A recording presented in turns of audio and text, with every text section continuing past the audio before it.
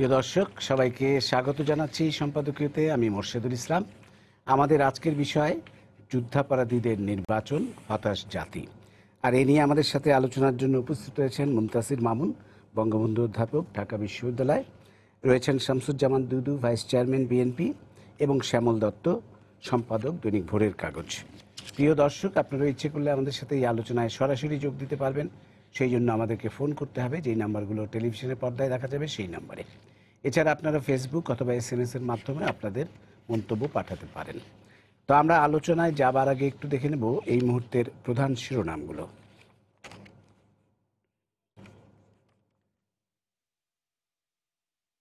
যারা মানুষ পুড়িয়ে মারে তাদের স্থান বাংলার মাটিতে হবে না। রংপুরের পীরগঞ্জের নির্বাচনী জনসভায় শেখ হাসিনা আবারও দেশ সেবার সুযোগ দিতে ভোট চাইলেন নৌকায়। উৎসবমুখর পরিবেশে দেশজুড়ে নির্বাচনী প্রচারণা, নানা প্রতিশ্রুতি প্রার্থীদের। নড়াইলে মাশরাফি বললেন, প্রতিপক্ষের কেউ যেন আঘাত না পায়। রোববার রাত 12টা থেকে সারা দেশে মোতায়েন হচ্ছে সেনাবাহিনী। 29 ডিসেম্বর মধ্যরাত থেকে 30 ডিসেম্বর মাঝরাত পর্যন্ত সারা দেশে যন্ত্রচালিত যান চলাচল নিষিদ্ধ। জামায়াতের 25 নেতার প্রার্থিতা বহাল, সিদ্ধান্ত ইসির। 3 আসনে প্রার্থিতা বাতিলের বিরুদ্ধে চেম্বার আদালতে বেগম জিয়ার আবেদন, শুনানি সোমবার। এবং চীনকে পক্ষে টানতেই আইএসের সঙ্গে যোগাযোগ করেছে বিএনপি, বলছেন বিশ্লেষকরা। আওয়ামী লীগ সরকারের বিরুদ্ধে সব ধরনের কৌশল ব্যর্থ হওয়ায় মরিয়া দলটি। আমরা আজকে চলে আসবো আমাদের আলোচনায়। আমরা দেখেছি আজকে কিছুক্ষণ আগে নির্বাচন কমিশন সিদ্ধান্ত নিয়েছে। সেটি হচ্ছে, এর আগে আমরা জানি যে তরিকত ফেডারেশনের একজন সহ 3 জন নির্বাচন কমিশনে একটি আবেদন করেছিল, যাতে জামায়াতের যে 25 জন প্রার্থী নির্বাচনে প্রতিদ্বন্দ্বিতা করছে তারা যেন নির্বাচনে প্রার্থী হতে না পারেন। সেই ব্যাপারে আবার উচ্চ আদালত একটা নির্দেশনা দিয়েছে ইসিকে 3 কার্য দিবসের মধ্যে বিষয়টি নিষ্পত্তি করার জন্য। তা আজকে বিষয়টি নিষ্পত্তি করেছে নির্বাচন কমিশন, এবং তারা জানিয়েছে যে যেহেতু রিটার্নিং অফিসাররা তাদের প্রার্থিতা বৈধ রেখেছেন এবং তার বিরুদ্ধে কেউ আপিল করেনি, সুতরাং এখন এই সময়ে এসে আর তাদের প্রার্থিতা বাতিল করার কোনো সুযোগ আইনগতভাবে নেই। তো এটি সিদ্ধান্ত, এখন আমরা জানি না, হয়তো আইনগতভাবে নেই, কিন্তু দেখা যাচ্ছে যে সেই যুদ্ধাপরাধী দল জামায়াতে ইসলামী, যাদের একাধিকবার উচ্চ আদালত কিন্তু বলেছে যে জামায়াত একটি যুদ্ধাপরাধী দল এবং তারা একটি সন্ত্রাসী দল, তো সেই দলটি কিন্তু নির্বাচনে অংশ নেওয়ার সুযোগ পাচ্ছে। তার মধ্যে 22 জন বিএনপির প্রতীক নিয়ে, ধানের শীষ নিয়ে প্রতিদ্বন্দ্বিতা করছে, 3 জন স্বতন্ত্র প্রার্থী। তা আমরা এই বিষয়টি আজকে আলোচনা করব। আমি অধ্যাপক মুনতাসির মামুন, আপনি যদি শুরু করেন একটু আলোচনা। শোনেন, আমরা তো হতাশ বটেই, কারণ আমরা যুদ্ধাপরাধের বিচারের জন্য আমরা দীর্ঘদিন আন্দোলন করেছি, জামায়াতকে নিষিদ্ধ করার জন্য আন্দোলন এখনও করে যাচ্ছি, এবং নির্মূল কমিটি থেকে বোধহয় সবার আগে আমরা নির্বাচন কমিশনে গিয়েছিলাম, এবং নির্বাচন কমিশনে আমরা বলেছিলাম যে যেহেতু এই দলের নিবন্ধন নেই, অর্থাৎ দলটির নিবন্ধন নেই, বাতিল করা হয়েছে, নিশ্চয়ই তার কোনো কারণ আছে। তাহলে সেই দল যারা করেন তাদের তো নির্বাচনে থাকার অধিকার থাকে না, সুতরাং এই বিষয়টিকে অবশ্যই বিবেচনা করতে হবে। নির্বাচন কমিশন থেকে বলা হয়েছিল যে আমরা বিষয়টি দেখব। তারা দেখে যা করলেন সেটা হচ্ছে এই যে জামাত নির্বাচন করতে পারবে। আমার কাছে এটাকে খুব অযৌক্তিক মনে হয়েছে। আইনের কথা বলছেন, আইনের ব্যাখ্যা তো এক একজন এক এক রকম দেবেন। আমাদের যে ব্যাখ্যা, যেটা আমরা মনে করি যৌক্তিক, সেটাকে নির্বাচন কমিশন অযৌক্তিক মনে করেছে। এখানে আমাদের আর বলার কিছু নেই, তবে আমরা অবশ্যই এর জন্য প্রতিবাদ জানাবো, এবং আমরা মনে করি এটা একটা অযৌক্তিকভাবে তারা এটি জোর করে চাপিয়ে দিচ্ছে। দ্বিতীয়ত হচ্ছে এই, আমার বলতে পারেন হতাশ হয়ে বলছি বা দুঃখিত হৃদয়ে বলছি। আমার অনেকদিন ধরে মনে হয়েছে যে এদেশে মানুষ জগতে মানুষের পাকিস্তানের বিষয়টি সবার মধ্যেই একটা বিন্দু রয়ে গেছে। যুদ্ধাপরাধীদের বিচার করেছেন, আওয়ামী লীগ করেছেন, শেখ হাসিনা করেছেন। আমি এমনও বলেছি শেখ হাসিনা না থাকলে আওয়ামী লীগও বিচার করতো কিনা সন্দেহ। এটা আমার ব্যক্তিগত মত। কিন্তু তারা এটাকে নিষিদ্ধ করেনি। কেন করেনি তার জবাবও তারা দেয়নি, যদিও প্রত্যেক রাজনৈতিক দলের জবাবদিহিতার বিষয় আছে। বিএনপি জামাতকে কখনো আমি দুটি দল মনে করিনি। হয়তো শুরুতে থাকলেও পরে আদর্শগত দিক থেকে, এবং এবার তো তারা মোটামুটি এটি বললেন। এবং বিএনপির নেতা তারেক জিয়া বলেছিলেন যে জামাত বিএনপি একই পেটের দুই ভাই। বিএনপির আরেক নেত্রী লন্ডনে গিয়েও একই কথা বলেছেন। এবং এর মাধ্যমে যদিও বিএনপি থেকে বারবার বলা হচ্ছে যে এগুলি বানোয়াট, কিন্তু টেলিভিশনে যেটা দেখছি খন্দকার মোশাররফের সঙ্গে আইএসের আলোচনা বা বিএনপির সঙ্গে আলোচনা বা তাদেরকে ৩০০ নির্বাচনী আসনের কথা বলা, এই সবই প্রমাণ করে যে, এবং নির্বাচন কমিশনের আজকের সিদ্ধান্ত সবই প্রমাণ করে যে মানুষ জগতে ৭৫-এর পর থেকে পাকিস্তানের যে বিষয়টি ছিল সেটি দূর করা যায়নি, এবং আওয়ামী লীগ সরকারও এতে ব্যর্থ হয়েছে। এটা ঠিক যে ১৯৪৭ সালে প্রভাব ছিল, কিন্তু আমাদের তো ধারণা ছিল ১৯৭১ থেকে যেটা মুছে গেছে। কিন্তু ১৯৭৫ পর থেকে জামাতকে যখন আবার নিয়ে আসা হলো, তখন থেকে যে আগামী এর পরের ৩০ বছরের যে জেনারেশন গড়েছে তাদের মধ্যে ছায়াটা রয়ে গেছে, সিভিল সার্ভিসে রয়ে গেছে, সবখানে রয়ে গেছে। শেখ হাসিনার জন্য একটা সুযোগ ছিল যে এই মানুষ জগতের আধিপত্য এটাকে হ্রাস করা যায় কিনা। এটা আমি বলবো সরকার সেটাতে ব্যর্থ হয়েছে, যার পরিণতিতে হচ্ছে এই যে এই নির্বাচন প্রমাণ করছে যে আসলে যেন সবাই রাজাকারতন্ত্র প্রতিষ্ঠাকে খুব একটা খারাপ চোখে দেখছে না। এদিক থেকে আমি বিএনপিকে আমি বলবো যে তারা জয়লাভ করেছে তাদের দিক থেকে, কেননা তারা যে কাজটি করতে চেয়েছে সেই কাজটি মোটামুটি সমস্ত রাজনৈতিক দল, এমনকি যদি নির্বাচন কমিশনও বলি বা সবাই বলি, সেটা মেনে নিয়েছে। সুতরাং আজকে যে আমেরিকা বলেছিল যে জামাত ডেমোক্রেটিক দল, আজ সে আমেরিকা থেকে বিভিন্ন থিঙ্ক ট্যাঙ্ক তারা কংগ্রেসও পাঠিয়েছে, এবং কংগ্রেসের সদস্য তারাও বলছেন যে জামাত একটি সন্ত্রাসী দল, এবং জামাতকে কোনো রকম সাহায্য রাষ্ট্রীয়ভাবে এবং বিভিন্ন এইড এজেন্সি যেন না দেয়। এরকম ৩-৪টি থিঙ্ক ট্যাঙ্ক কিন্তু সম্প্রতি কথা বলেছে। এখন বিএনপিকে কানাডার আদালতও প্রায় একই অভিধায় ভূষিত করেছে। সুতরাং যুদ্ধাপরাধীদেরকে নিয়ে নির্বাচনটা এই ধারণাটাকে আরও দৃঢ় করবে যে যদি নির্বাচনে বিএনপি জয়লাভ করে বা জামাত জয়লাভ করে, তাহলে সন্ত্রাসের মাত্রাটা কোন পর্যায়ে যাবে। ধন্যবাদ। আমরা একটু একটু শামসুজ্জামান দুদুর কাছে আসি। আমরা দেখলাম যে জামায়াতের ২৫ জন কিন্তু নির্বাচন করছে, এবং এই ২৫ জনের মধ্যে বেশ কয়েকজন আছে যারা জামায়াতের উচ্চ পর্যায়ের নেতা, উচ্চ পর্যায়ের পদধারী। জামায়াতের নায়েবে আমির আছেন, সেক্রেটারি জেনারেল আছেন, সহকারী সেক্রেটারি জেনারেল আছেন, বিভিন্ন জেলা জামায়াতের আমিররা আছেন। এরা কিন্তু নির্বাচন করছেন, এবং বিএনপি বলেছে কিন্তু নির্বাচন কমিশনের যে এরা জামায়াতের প্রার্থী না, এরা বিএনপির প্রার্থী। তাহলে কি আমরা ধরে নেব যে আপনারা কিন্তু একদিন আমরা শুনেছি বিএনপির অনেককেই, আমরা যখন প্রশ্নটা করেছি, বিএনপি বলেছিল যে জামায়াতের সাথে আমাদের আদর্শিক কোনো ঐক্য নাই, আমাদের যেটা আছে সেটা হচ্ছে কৌশলগত ঐক্য। কিন্তু এই কথার মধ্য দিয়ে আমরা কি ধরে নেব, কারণ যে বিএনপি এতদিন কিন্তু নির্বাচন করেছে আলাদা প্রতীক নিয়ে, মানে জামায়াত আলাদা প্রতীক নিয়ে এবং আলাদা দল হিসেবে জামায়াত হিসেবে নির্বাচন করছে, এইবার বিএনপি হিসেবে নির্বাচন করছে এবং বিএনপিও সেটা স্বীকার করে নিল। তাহলে কি আমরা ধরে নেব যে বিএনপি আর জামায়াত একই? জি, আপনাকে ধন্যবাদ।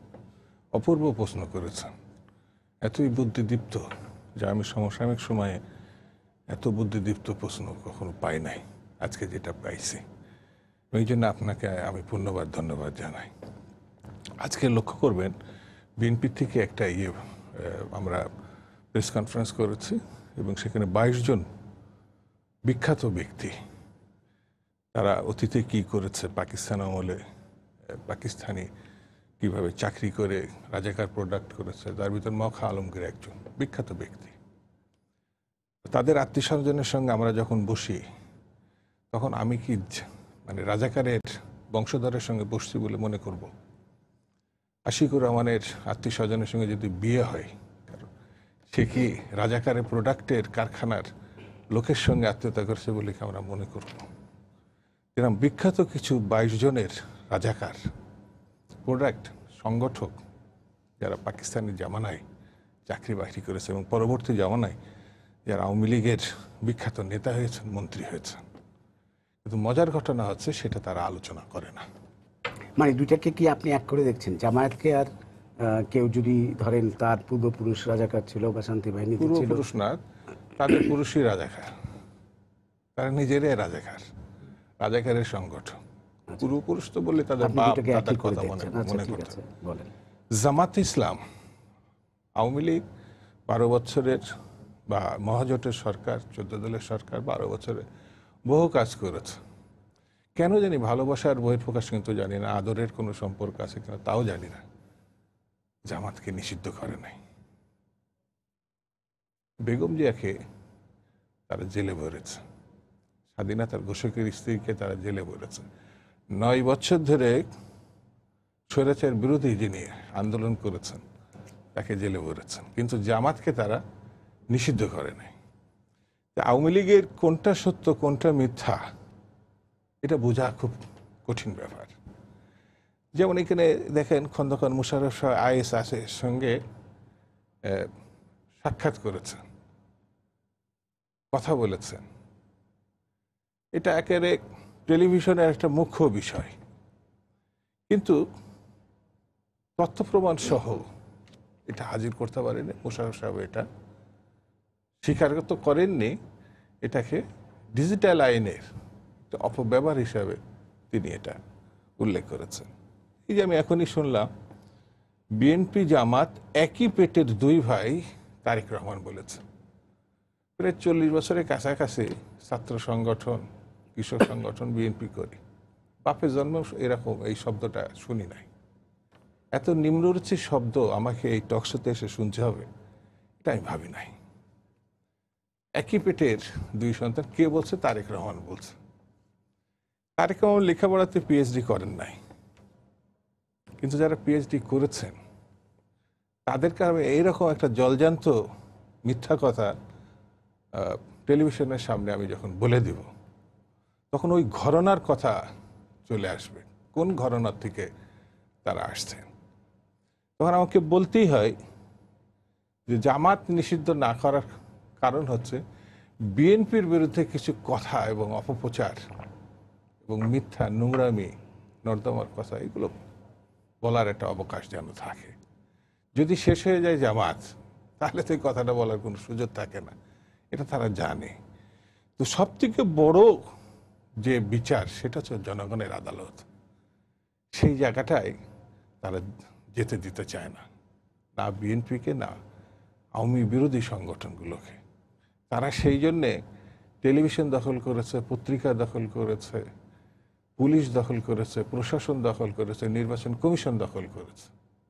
আপনি যান দেখবেন এই ঢাকা শহরের মধ্যে আপনি 9 বছরের যে সামরিক সরকার, এর সাথে আপনি ছবি পাবেন এবং নাঙ্গল মার্কাও পাবেন। আওয়ামী লীগের তো পাবেনই, এমনকি যা জামানত রক্ষা করা সম্ভব না সেই কাস্তে মার্কাও পাবেন আপনি, কিন্তু ধানের শীষ আপনি পাবেন না। ধানের শীষ পেলেও সেটা দেখবেন রাত্রিরে একটু এক দফা দেখবেন, সকালে উঠে দেখবেন ওটা নাই। This is Bangladesh. কোন বাংলাদেশ? যেটা 25শে জানুয়ারি 75-এর বঙ্গবন্ধু শেখ মুজিবুর রহমান পার্লামেন্টে দাঁড়িয়ে বলেন বলেছেন এই চার্টার দলদের যে দল, এই দল রেখে বাংলাদেশে কিছু করা যাবে না। সেই চার্টার দল কোনটা? আওয়ামী লীগ। এই জন্য আমি নিষিদ্ধ করলাম, অন্য দলও নিষিদ্ধ করলাম, বাকশাল গঠন করলাম। সেই বাকশাল এখন নাই বটে, কিন্তু তার অনুসারীরা আছে, তার রাজনীতি করার লোক আছে। সেই জন্য আমি বলবো যে আমরা গণতান্ত্রিক দেশ হলে, গণতান্ত্রিক আচরণ করলে আমার কাছে কোনো আপত্তি নাই। সেটি হচ্ছে এই যেমন বৃহৎ দেশ গণতান্ত্রিক ভারত, সেখানে একটা খুনি সরকার বিজেপি, সেই খুনি সরকার এর কষায়ের মতো কাজ করেছে, তাকেও আমরা মানতে আমাদের আপত্তি নেই, তার সঙ্গে বসে আলোচনা করতে আমাদের আপত্তি নাই। কিন্তু আমার দেশে ওরা যে যতটুকু ইলেকশনটা করতে পারে, সেই ইলেকশনটা আমাদের এখানে করার কোনো সুযোগ নাই। এবং সেই সুযোগটা নাই বলে আজকে আমরা সব কিছু দখল করার পরও মানে স্বস্তি পাচ্ছি, সরকারের লোকেরা স্বস্তি পাচ্ছে, শান্তিতে থাকছে, এটা আমার কাছে মনে হয় না। ধন্যবাদ। আমি একটু শ্যামল দত্তর কাছে আসবো। শ্যামল দত্ত, আপনি দুইজনের বক্তব্যই শুনলেন। আসলে যেই কথাটা শামসুজ্জামান দুদু বলেছেন যে আওয়ামী লীগ জামায়াতকে নিষিদ্ধ করেনি, এটা সত্যি। এখন আওয়ামী লীগ জামায়াতকে নিষিদ্ধ করেনি, আর বিএনপি জামায়াতকে কোলে টেনে নিয়েছে, কোলের মধ্যে মানে একাত্ম হয়ে গেছে জামাতের সাথে। দুইটাকে কি আপনি এক করে দেখেন? না, দুইটাই হয়তো অপরাধ। এক করার সুযোগ নেই। যেটা আওয়ামী লীগ যে নিষিদ্ধ করেনি, এই কথাটা মুনতাসির মামুন, ডক্টর মুনতাসির মামুনও বলেছেন যে এটা আওয়ামী লীগের কাছে প্রত্যাশিত ছিল, সেটা তারা করেনি।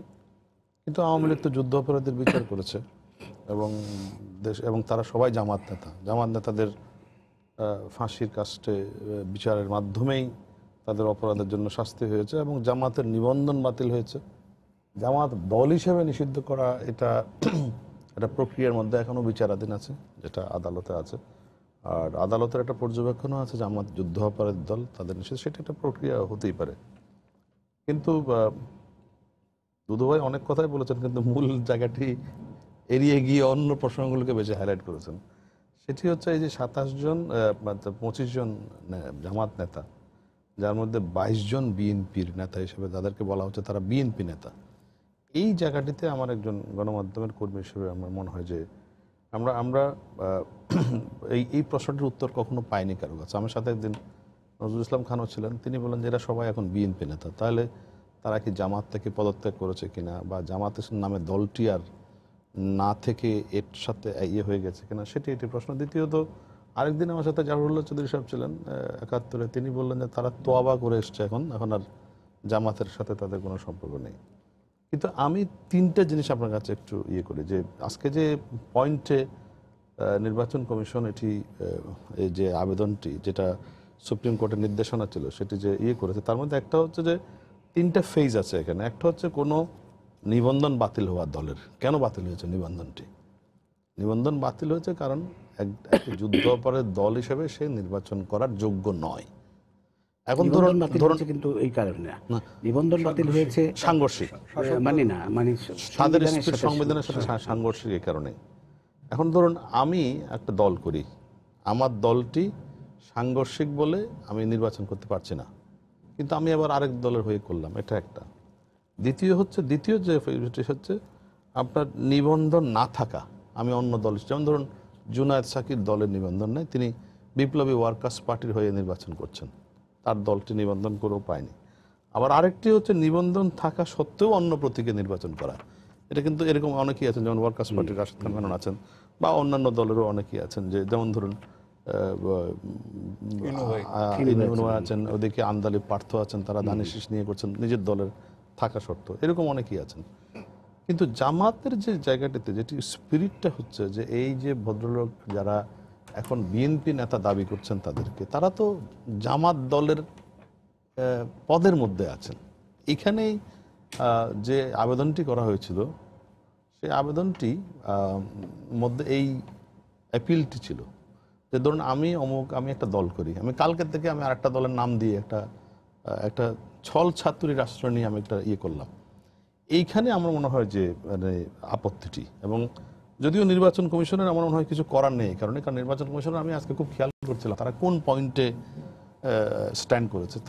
তারা বলছে যে যখন এটি ফাইল করা হয়, নমিনেশন পেপারটি ফাইলের পরে কেউ আপত্তি করেনি, বা এটার বিরুদ্ধে নির্বাচন কমিশনে যে আপিল করার সুযোগ ছিল, সেই আপিলটি হয়নি, আদালতে যাওয়া হয়েছে। যে আপিলটি না হওয়াতে রিটার্নিং অফিসার যেটাকে ভ্যালিড করেছে, তারা সেই পয়েন্টে স্ট্যান্ড করছেন। এখন আমি যতটুকু মনে হয় যে যেটা আমরা হয়তো দেখবো আগামীকাল হয়তো আবার উচ্চ আদালতে যাবে কোনো একটি পক্ষ, সেটি আবার আদালতের ব্যাপার হয়ে দাঁড়াবে। এখানে আমি বিএনপিকে, আমরা বিএনপি একটা বড় দল বাংলাদেশে, তাদের একটা বড় সমর্থক গোষ্ঠী আছে এবং তারা মুক্তিযুদ্ধে অনেক মুক্তিযোদ্ধাও বিএনপিতে আছেন। কিন্তু একটা জিনিস আমরা খুব কেয়ারফুলি খেয়াল করবেন যে যখন যুদ্ধ অপরাধের বিচার হয়, বিএনপি কিন্তু খুব কৌশলে বিষয়টাকে এড়িয়ে যেত। ওই দিন কোনো প্রেস কনফারেন্স করতো না, কোনো রকম মন্তব্য দিত না, এবং কখনো কখনো বলেছে তারাও যুদ্ধ অপরাধের বিচার করবে। এমনকি ওই যে তারা যে ঐক্যফ্রন্টের সাথে একসাথে নির্বাচনী ইস্তেহার দিয়েছে, যদিও তাদের নিজেদের ইস্তেহারে সেটি নেই, তারা কিন্তু যুদ্ধ অপরাধের বিচারটি করবে বলে যাচ্ছে। কিন্তু আরেক দিকে আবার আরেক কৌশল হচ্ছে, তারা একই সঙ্গে জামাতের 22 জনকে তাদেরকে মনোনয়ন দিতে হয়েছে। আমার মনে হয় এটা এক ধরনের মানে জাতিসংঘ এক ধরনের ইয়ের মতোই, এটা তাদের অবস্থানটি স্পষ্ট করে নেই। জামাতের ব্যাপারটা যারা জামাতের সাথেই থাকলো, এই জায়গাতে কোনো রকম ইয়ে করলো না। আমরা বিএনপিকে দেখতে চাই যে তারাও একটা শক্তি হিসেবে জামাতের বিরুদ্ধে অবস্থান নিয়ে করবে, কিন্তু সেটা শেষ পর্যন্ত হলো না। এই যদিও তাদের সঙ্গে ঐক্যফ্রন্টের একটা আন্ডারস্ট্যান্ডিং ছিল, যেটা ঐক্যফ্রন্ট আগে বলেছিল, কিন্তু এখন তো ডক্টর কামাল হোসেন এই বিষয়ে প্রশ্ন শুনলে খেপে যান। জামাতের ইস্যুতে তাদের অবস্থানটা কি? আপনি দেখেছেন সেদিন সাংবাদিকদের সঙ্গে অত্যন্ত মিসবিহেভ করেছেন তিনি, কারণ এই বিষয়টির কোনো স্পষ্ট জবাব তাদের কাছে নেই। এই কারণেই খেপে যান যে আপনার কাছে যদি স্পষ্ট জবাব না থাকে। আরেকটি প্রশ্ন আপনাকে করবো, দ্রুত হয়ে যে একটা অভিযোগ করেছেন যে ধানের শীষের কোনো প্রচার তারা করতে পারছেন না বা কোনো মার্কা নাই। ধানের শীষের প্রচারটা নিয়ে আমারও একটু রহস্য মনে হয় যে ধানের শীষের, আমি একেবারেই পোস্টার যে নাই তা না, আমি একটু আগেও পল্টনে দেখে এসেছি বিভিন্ন জায়গায় মির্জা আব্বাসের পোস্টার, তো পোস্টার কম। এটার পিছনে আমার কাছে মনে হয় যে দুটো কারণ আছে। একটা তো হচ্ছে যে তাদের স্ট্র্যাটেজিটা একটু ভিন্ন। স্ট্র্যাটেজি মানে তারা অনেক দাঁড়ে দাঁড়ে যাচ্ছেন, মানে ক্যাম্পেইনের এক এক ধরনের স্টাইল থাকে। আপনি বাইরে অনেক পোস্টার দিবেন নাকি দিবেন না, সেটা আলাদা ব্যাপার। এবং তারা মানে আমার বাসার মধ্যেও কিন্তু বিএনপির স্লিপ চলে এসছে অলরেডি। তারা কিন্তু এই কাজটি অনেক কৌশলে করছেন। অন্যদিকে তারা কিন্তু বাইরে ক্যাম্পেইনটা কম করছেন, মিছিল মিটিং, কারণ এমনিতেও তো অনেক নেতা আছে, তাদের অনেকগুলো মামলা আছে, ধরে ফেলবে ইত্যাদি ইত্যাদি। তবে তাদের যে নেতা, বিএনপি নেতা মির্জা ফখরুলও বলেছেন, একটা ডক্টর কামাল হোসেনও আজকে বলেছেন যে আজকে যেহেতু রাত 12টা থেকে সেনাবাহিনী নামছে, কালকে থেকে পরিস্থিতি পাল্টে যাবে, আপনি নেতাকর্মীরা নামবে, এরকম একটা প্রত্যাশা তাদের আছে। অন্যদিকে আমার মনে হয় যে বিএনপি এই নির্বাচনটাকে খুব সিরিয়াসলি নেয়নি আসলে, আমার ধারণা। আমি আপনাকে উদাহরণ দিয়ে বলতে পারবো 20টা অন্তত, যে দুদুভাইয়ের মতো লোক নমিনেশন পায় নাই, আপনার তমির আলম খন্দকারের মতো লোক নমিনেশন পায় নাই, রিজভির মতো লোক নির্বাচন করতে আগ্রহ প্রকাশ করে নাই, আপনার মোয়াজ্জেম হোসেন আলালের মতো লোক নির্বাচন করছেন না। দলের যারা একেবারে ডেডিকেটেড হার্ডকোর লোক, এই ঢাকা শহরেই আপনি দেখবেন এমন এমন লোককে নমিনেশন দেওয়া হচ্ছে। আমি ঠিক জানি না আপনি এদের সবার নাম বলতে পারবেন কিনা। এই যে রহমতুল্লাহর সাথে কে নির্বাচন করছেন আমি ঠিক জানি না, আপনার ওই যে ওইদিকে আসলামুল হকের সাথে কে করছে আমি ঠিক জানি না, ইলিয়াস মোল্লার সাথে কে করছে আমরা কেউ জানি না। কারণ ঢাকা শহরটা হয় কি, এটা হার্ট অফ দ্য কান্ট্রি, এখানে সবসময় সিনিয়র বিএনপি নেতারা নির্বাচন করে এসছেন। এমনকি যিনি যে এলাকার না, তাকে সেই এলাকা এনে দেওয়া হচ্ছে। যে মোহাম্মদপুরে, এই যে ধানমন্ডিতে দোহারের মান্নান সাহেবকে এখানে নির্বাচন করতে দেওয়া হচ্ছে। আবার মানে খুব মানে এই পুরো ইলেকশন প্রসেসটার মধ্যে তাদের কৌশল হিসেবে যদি দেখেন, আমি একজন যদি সাংবাদিক হিসেবে অ্যানালাইসিস করি, তাদের নির্বাচন করাটা খুব জরুরি ছিল, কারণ তাদের কাছে দ্বিতীয় কোনো ভায়াবল অপশন ছিল না। ফলে তারা নির্বাচনে এসছে, সংলাপে কোনো রকম দাবি না মানা সত্ত্বেও সরকার তাদের 7 দফার একটাও মানেনি, তাও কিন্তু তারা নির্বাচনে এসছে। কিন্তু নির্বাচনে আসার চাইতেও বেশি জরুরি ছিল তাদের কাছে নির্বাচন পর্যন্ত। এখানে দেখবেন তাদের একটা জিনিস বারবার বলতে হচ্ছে, ডক্টর কামাল হোসেনও বলছেন যে নির্বাচন পর্যন্ত মরে পড়ে থাকতে হবে একেবারে, যে কোনো মূল্যে। তার মানে তারা নির্বাচন দিন পর্যন্ত থাকতে চায়। আমার ধারণা তাদের অনেক প্ল্যান আছে নির্বাচন পরে, কারণ নির্বাচন আসাটাও হয়ে গেল, একদিক থেকে বাইন্ডিংসটা হয়ে গেল, আরেক দিকে এই নির্বাচনটাকে কোয়েশ্চেন করার একটা ইয়ে আছে, যে নির্বাচনে নামতে দেওয়া হচ্ছে না। আপনি যদি দেখেন ঢাকা শহরে হয়তো কোথাও কোথাও কিছু ঘটনা ঘটে, ঢাকার বাইরে কিন্তু ব্যাপক ক্যাম্পেইন চলছে।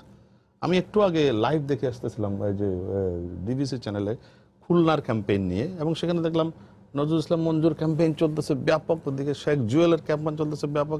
সারা দেশে কিন্তু এক ধরনের মানে কিছু কিছু জায়গা আছে পকেট যেখানে অনেকগুলো হামলা হয়েছে, এবং সেই হামলায় কিন্তু আপনি খেয়াল করবেন প্রথম দিন যখন 10 তারিখে নির্বাচনী প্রচারণাটি উন্মুক্ত করা হয়, প্রথম যে 2 জন মারা গেছে তারা কিন্তু যুবলীগের কর্মী এই এই এই সংঘাতে। তারপরে কিছু হামলা হয়েছে, এই আপনার বিএনপির উপরও হামলা হয়েছে, মিছিলের উপর বেশ কিছু জায়গায় হামলা হয়েছে।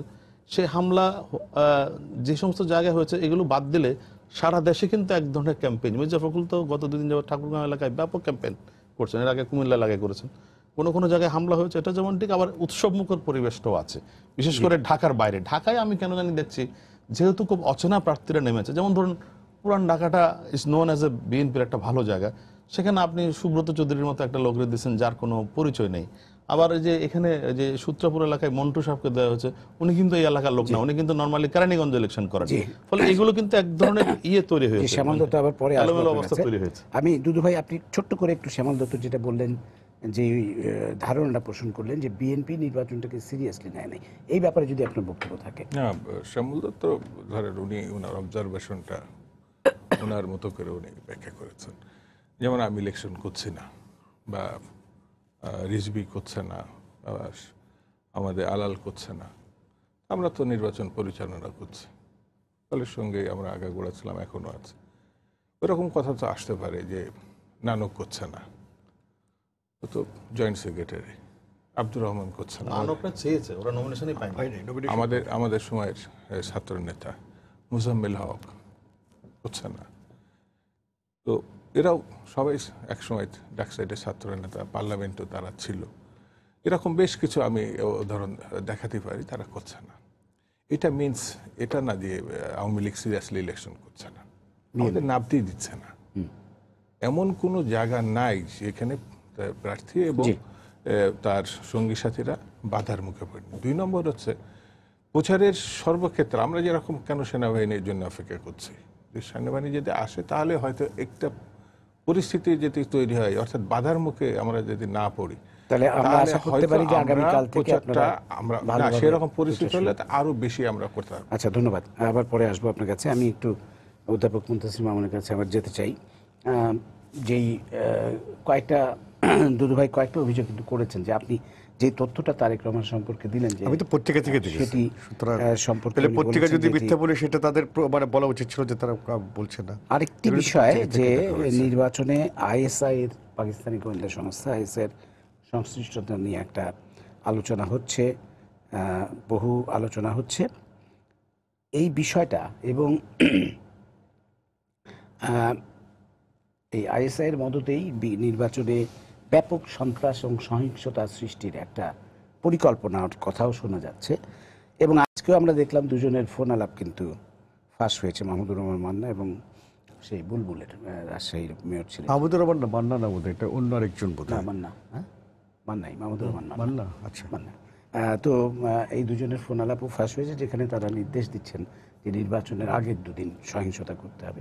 আপনি এই বিষয়গুলো নিয়ে আইএসএস সংশ্লিষ্ট এবং সহিংসতার না, এখন যেটা বলতে হবে যে প্রথমে কথা যেটা শামসুজ্জামান দুদু বলছেন, যেগুলি আপনার ডিজিটালাইজেশনের অপব্যবহার করছেন, আপনারা এগুলি দেখিয়েছেন টিভিতে, সুতরাং এটার ব্যাখ্যা আপনাদেরকে দেওয়া উচিত যে আসলে এটা আদৌ কি ঠিক না। কেননা এটা যদি বলা হয় যে আমরা যা দেখছি সেটা ঠিক নয়, তাহলে তার কিছু বলা যায় না। বা শ্যামল যেটা বললো, আমিও খুলনা থেকে এসেছি, আমি যে পরিস্থিতি থেকে এসেছি, শ্যামল যেটা টিভিতে দেখেছি, যদি বলেন যে নামতে দেওয়া হচ্ছে না, তাহলে তার কিছু বলার নেই। সেটা মানবেন কি মানবেন না সেটা আপনাদের ব্যাপার, বা মিডিয়া দেখবে কি দেখবে না সেটা অন্য ব্যাপার। আইএসএস সংশ্লিষ্টতা অনেক আগে থেকে বলা হচ্ছে, খালি যে আমরা বলছি তা তো না, পত্রপত্রিকায় লেখা হয়েছে। এবং এটা খুব স্বাভাবিক, কেননা আমরা যদি জামাতকে পাকিস্তানের সহযোগী হিসেবে নিষিদ্ধ করে দেওয়া হয় এবং সেটাকে যদি নিয়ে আসা হয়, তাহলে তো পাকিস্তানের প্রভাব আপনি অস্বীকার করলে সেটা তো উপায় নেই। কেননা যুদ্ধপ্রতি বিচারের সময় দেখা গেছে শ্যামল যেটা বললেন যে এমনকি পাকিস্তানিরা পার্লামেন্টে যখন প্রতিবাদ করেছে, সেখানে প্রতিবাদ কিন্তু এখান থেকে এরা কিন্তু প্রতিবাদ করেনি।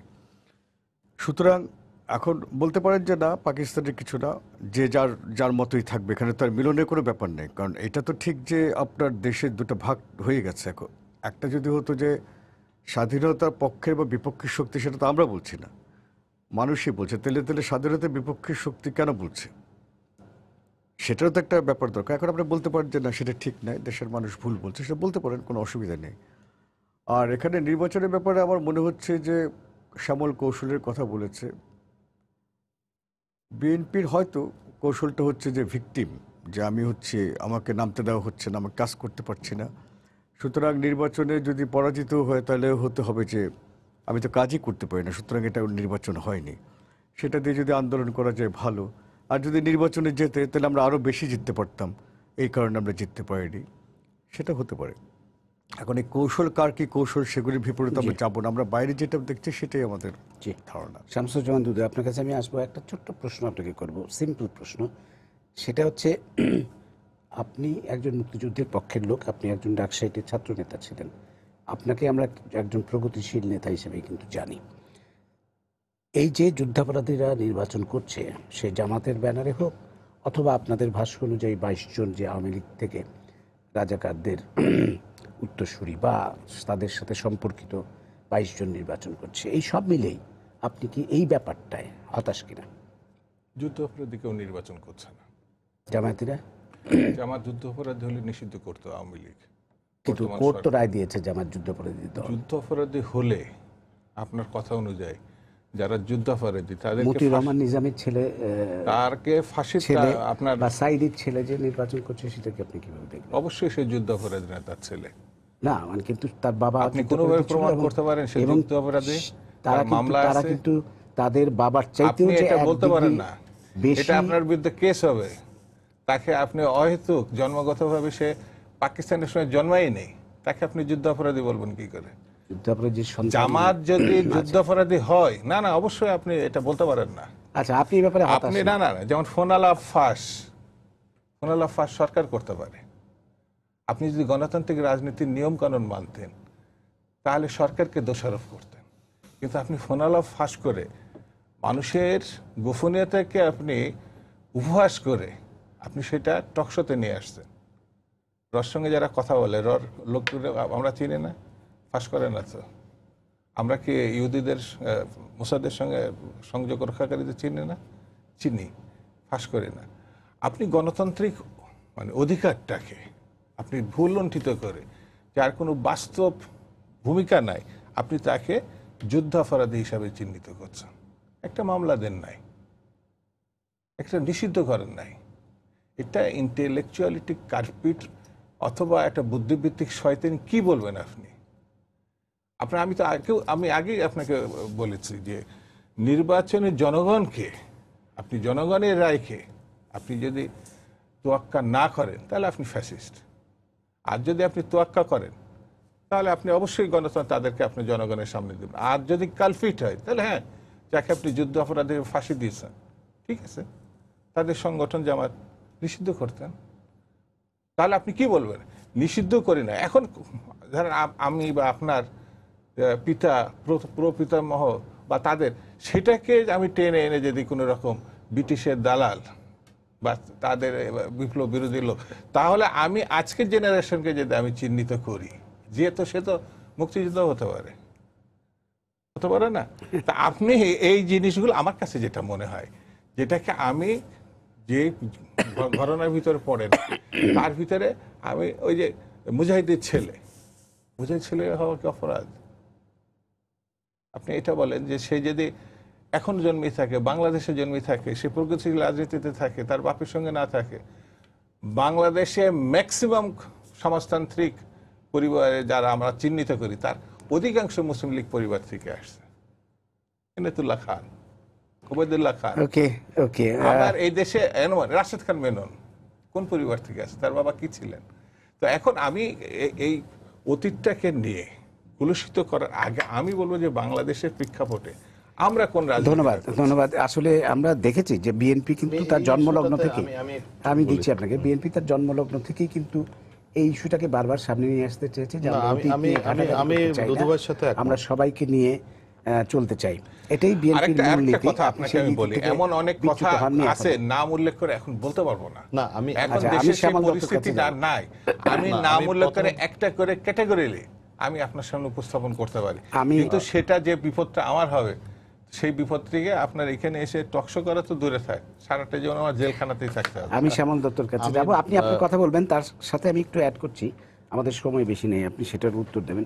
আজকে আমরা দেখেছি কালকে থেকে সেনাবাহিনী নামবে আমরা জানি, এবং ডক্টর কামাল হোসেন আজকে একটা বিবৃতি দিয়ে কিন্তু সেনাবাহিনীর প্রতি নিরপেক্ষ থাকার এবং কোনো পক্ষ অবলম্বন না করার একটা আহ্বান জানিয়েছেন। এখন সেনাবাহিনী কোনো একটা পক্ষ না, তিনি ওদের পক্ষ নেওয়ার আহ্বান জানিয়েছেন, ইন এ সেন্স এটাই বলেছেন। আমি সেটাতে আসছি, স্টেটমেন্টটা আমার কাছে আছে, সেটা আমি পড়ে শোনাবো আপনাকে। কিন্তু তার আগে আমি দুদুবের সাথে একমত যে যুদ্ধাপরাধীর ছেলে হলে যে যুদ্ধাপরাধী হতে হবে এরকম কথা নেই। যেমন মওদুদের ছেলে তো বেশ স্পিরিটেড এবং সে বাংলাদেশের স্বাধীনতার পক্ষে কথা বলে, কিন্তু এই যুদ্ধ অপরাধীর ছেলেগুলো যুদ্ধ অপরাধী। এই কারণেই বলছি জামাত কিন্তু ইস এ কনসেপ্ট, ইস এ ডক্ট্রিন। যুদ্ধ অপরাধ এক জিনিস, অপরাধ এক জিনিস, আর হচ্ছে জামাত ইসলামের রাজনীতিটাকে যদি আপনি কন্টিনিউ করেন তাহলে আপনি কিন্তু ওই রাজনীতির ধারাবাহিকতায় আপনি এবং কিন্তু রাজনীতি করছেন। আমরা কিন্তু তাদের এবং ওই বাবাদের জন্যই রায় যখন হয়েছে তখন তাদের অধ্যত্ব আমরা প্রত্যক্ষ হ্যাঁ, এবং করেছি। দেখেছি, এবং সেই টেলিভিশনের কারণেই পর্দায়।